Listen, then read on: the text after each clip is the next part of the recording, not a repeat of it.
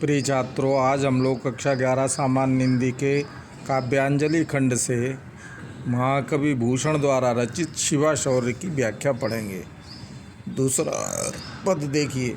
भाने फहराने घहराने घंटा गजन के, नाही ठहराने राव राने देश देश के, नग भयराने ग्राम नगर पराने सुनी, बाजत निशाने शिवराज जू नरेश के।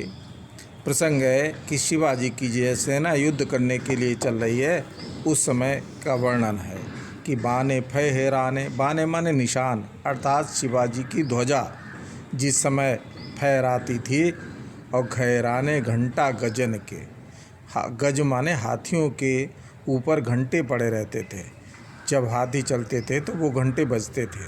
तो जिस समय लोग उनकी ध्वजा पताका देखते थे और घंटों की आवाज़ सुनते थे, तो ना ही ठहराने राव राने देश देश के। राव और राणा ये उपाधियां होती थी राजाओं की।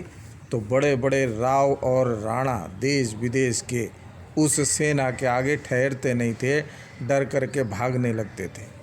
नग भय राने ग्राम नगर पराने सुनी, और नग माने पहाड़, मानो ये सेना के चलने से इतनी हलचल होती थी कि पहाड़ भी टूटने लगते थे।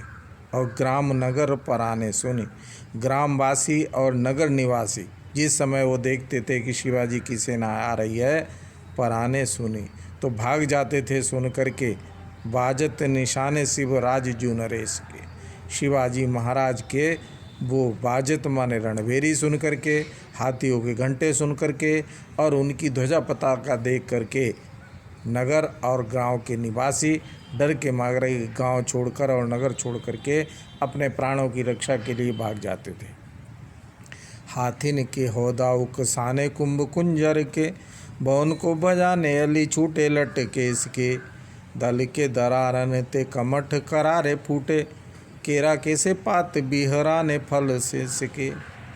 हाथिन के हौदा, हौदा कहते हैं हाथियों के ऊपर एक लकड़ी का चौखटा बना करके रखा जाता था, उसके ऊपर गद्दे इत्यादि रखे जाते थे, उस पर जो सेनापति हुआ करता था बैठता था।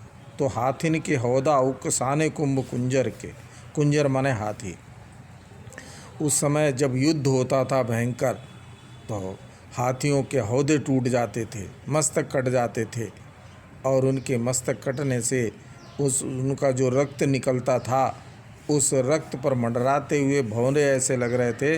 भवन को भजाने अली छूटे लटके इसके, ऐसे भवन माने भवन या घर को, वो डर कर के भंवरे जो थे वो अपने भवन को भजाने, अली अली माने भंवरे, अपने घर की ओर भागने लगते थे।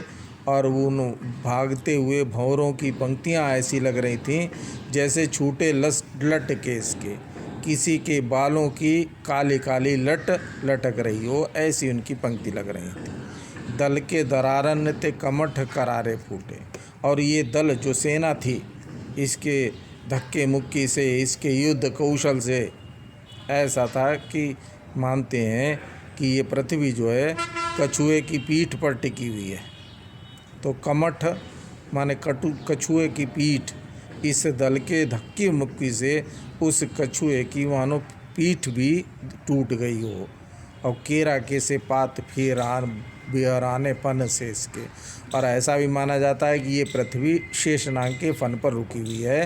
तो इतनी धक्का मुक्की, इतनी हलचल हो रही है इस पृथ्वी पर कि केरा के से पात, केला के पत्ते के समान बिहराने फन से इसके, शेषनाग के वो जो 1000 फन केला के पत्ते के समान फटने लगे।